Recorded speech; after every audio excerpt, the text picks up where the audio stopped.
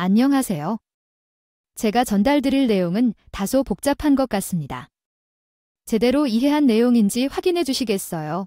부정적인 경향이 강한 성격을 가진 여자 주인공이 있습니다. 그녀는 결혼 후 자신의 남편에 대해 극도로 혐오하고 증오하는데 그 이유는 남편이 돈에 대한 태도와 거액의 돈을 아끼는 행동 때문입니다. 전체적으로 봤을 때 이 이야기는 혼자 이러한 강한 혐오에 시달리는 주인공의 내러티브로 보이네요. 위 내용을 이해해 주셨으면 전달을 이어가도록 하겠습니다. 한 사람은 철저히 자제력이 강한 사람이었어요. 처음에는 이런 사람과 사귀면 과연 이 사람이 나에게 충약하게 행동할까 걱정했는데 시험님이 처음 만나서 한 말처럼 자신에겐 든든하게 퍼주기까지는 곰곰이 눈물이 난다 생각 없이 행동을 했죠. 그 옆에 있는 애연까지 계산해서 행동을 안 했다네요. 백슬래시사인 엔신지어 사귀기 시작했을 때 얼마나 초등한가 어리숙한 사람하고는 얼마 못 가겠구나라는 생각도 들었어요. 백슬래시사인 엔 그래서 손을 먼저 잡아도 아무거나 못하는가 했다가 엄청 소중하게 여기고 보호하고 싶다는 마음이 약했대요. 그 모습 때문에 나는 결혼해야겠다는 생각을 했고 여자친구는 결혼하려면 준비할 것이 하나 있다면서 힘들게 발부뗐네요. 백슬래시사인 엔 우리 아빠가 혼자 만나자 그래서 나한테 시간 알려야 안 내고 얘 겁치 세 분이 들고 싶어 하는데 난 너가 큰일 볼에 힘에 다가 매고 무쪼려고 왔다. 백슬래시사인 엔 나는 친하게 계속 피하다 타 기다리는데 아빠는 어른들이 게시판을 방문하기 전에 당신이랑 해보자 한 백슬래시사인 엔 그래도 준비해주면 잘 될 것 같아. 난 그마가 더 긴장된다는 말이에요. 준비해야 할 게 따로 있어? 아마 경제 개념 같은 걸 많이 물을 것 같은데. 20대부터 우리 아빠는 취미가 땅이랑 건물 보러 다니던 거였대. 물려받은 재산 하나도 없이 혼자 힘으로 투자해서 키우고 하면서 지금까지 온 거라서.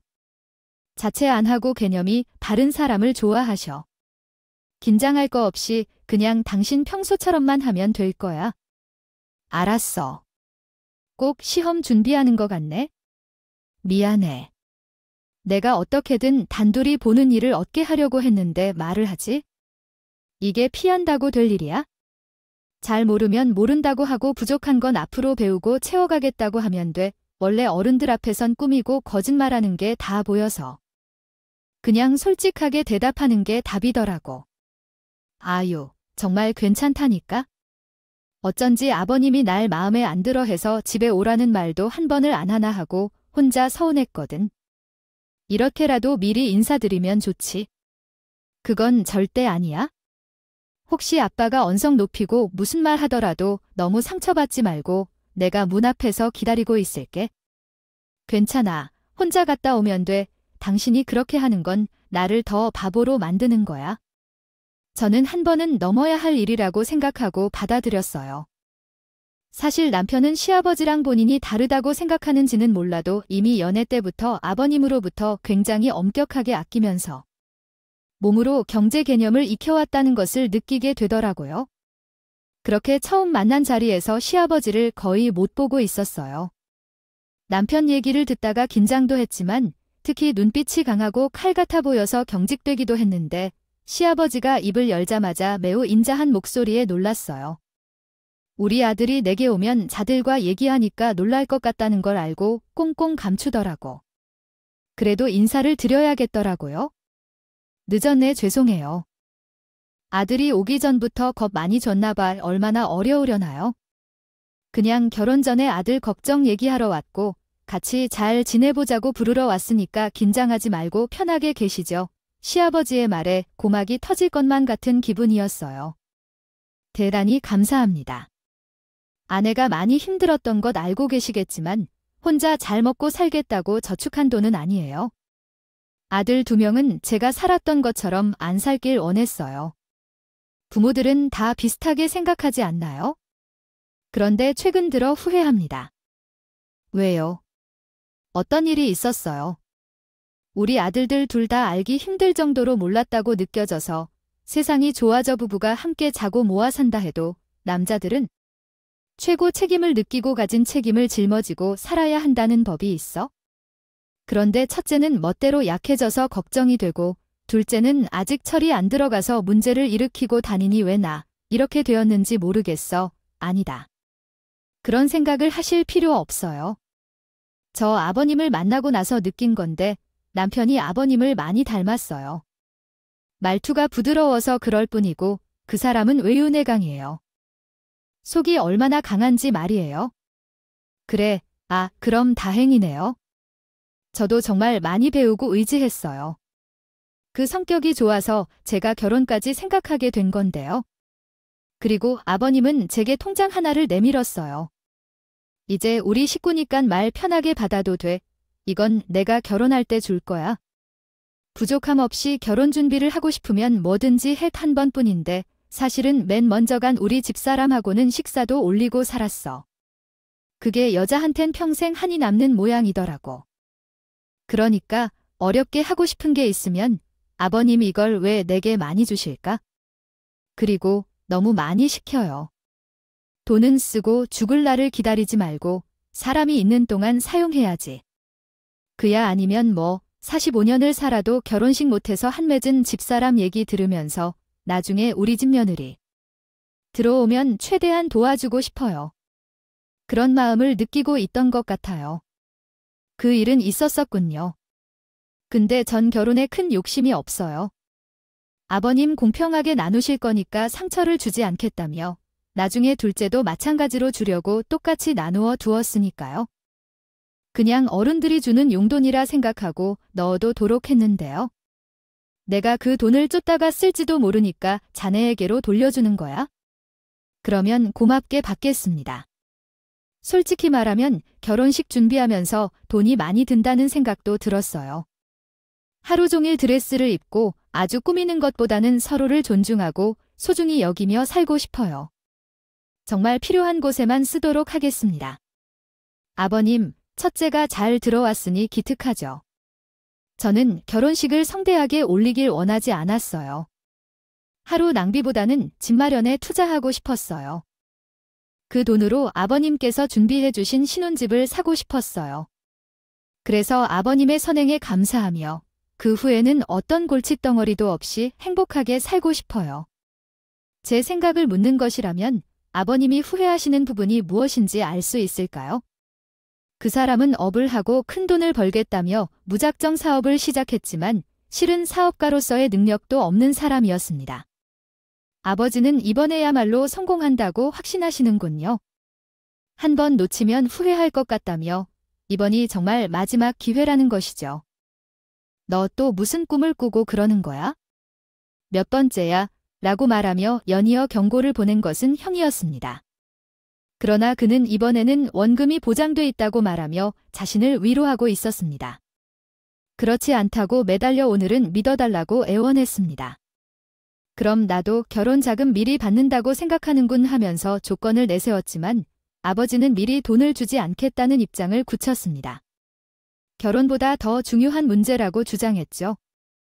형은 기회를 잡아야 한다고 조언하며 자신의 생각을 토로했습니다. 그러나 동생은 계속해서 자신의 결정을 맞춰가며 형을 믿지 않았습니다. 마지막으로 돈과 관련된 사건으로 터지게 되었습니다. 생각지 않은 일이 벌어질 것처럼 느낀 형은 자기 길을 가로막지 말라며 동생에게 말했습니다. 결국 돈 문제로 형제 사이에 갈등이 생기며 불화가 빚어지고 말았습니다. 너무 죄송합니다. 이 채팅창은 한국어로 번역 서비스만 제공하고 있습니다. 다른 언어로 번역을 원하시면 알려주시면 감사하겠습니다. 속이 답답하다. 아직 사업이 제대로 자리 잡히지 않았는데 결혼까지 충동적으로 하려는 것을 보며 아버지는 한숨을 깊게 쉬셨어요. 하지만 어떡해요. 밝고 환한 동서는 선물을 들고 나타나서 인사드리는 자리를 찾아와 차려입고 온 것을 보니 얼마나 당황스러울 수밖에 없었죠. 어이없게 하는 시아버지 덕분에 동서는 한참 후론 아버지를 지켜보며 말에 입을 모았어요. 그런데 갑자기 동서가 나를 부르면서 심각한 표정으로 얘기했다고 하네요. 어떡하죠, 형님? 아버지가 신혼집은 못 해주신대요. 그 돈은 전 사업자금으로 받아간 걸로 알지만 내가 정보를 몰랐네요. 내가 결혼하기 전에 일어난 일인데 형님은 받았다는 거로 알고 계셨다니까요.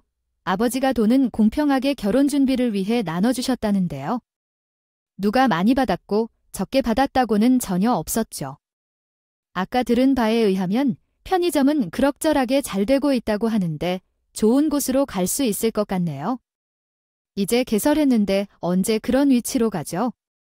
동서는 좋은 말로 일을 마무리 짓고 싶었구나. 거기서 더 말할 것 없이 됐다고 생각했어요. 그런데 갑자기 눈물이 송그럽게 고인 분위기 속에서 동서는 절을 하며 부탁을 시작했습니다.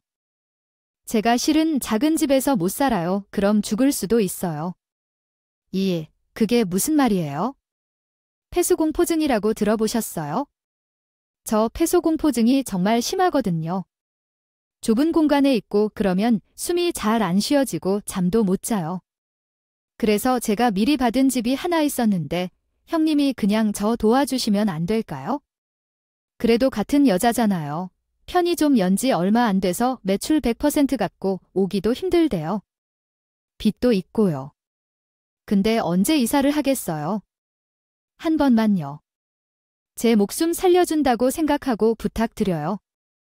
그리고 저를 찾아서 밖으로 나온 남편이 동서가 애원하고 있는 모습을 보더니 조심스럽게 다가와서 무슨 일인가요?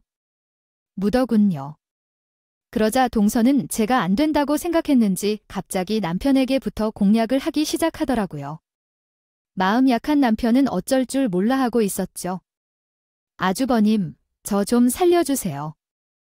이번이 처음이자 마지막이에요. 제가 얼마나 제 목숨 걱정이 되면 이렇게까지 사정하겠어요? 도저히 아버님한테 말할 용기가 안 나서 그래요. 그러니까 저희 조금만 넓은 데서 시작할 수 있게 도와주세요. 가게 조금만 안정 찾으면 바로 갚을 수 있어요. 제가 책임지고 매달 조금씩이라도 갚을게요.